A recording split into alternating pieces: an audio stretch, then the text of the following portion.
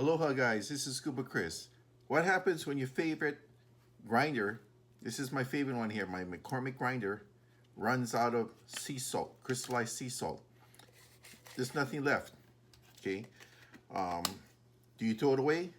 I think most people throw it away. Or they switch back to regular table salt, which is not quite the same. You gotta have sea salt. I like Hawaiian salt. When you break this down, oh, I tell you, for steaks and fish and everything, it's the greatest thing. But what do? Do you throw that away? When your favorite pepper grinder comes down, what do? You throw that away? I'm gonna show you the secret.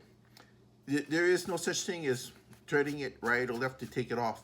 You gotta have to use just some He-Man power. Just grab this and just pull it apart one time.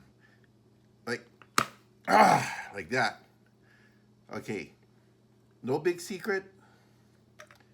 Put it back. Okay.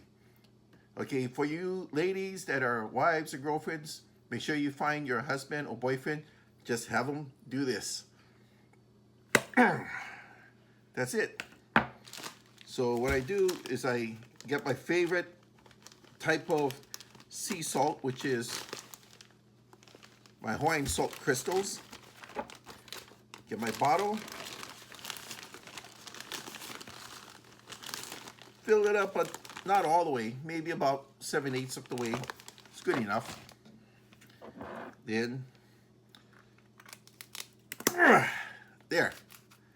Now let's see if I got this correct.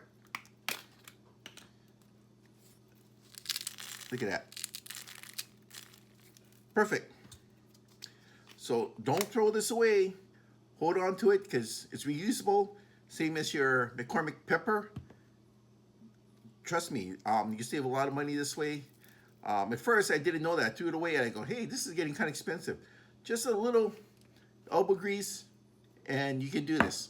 All right, thanks.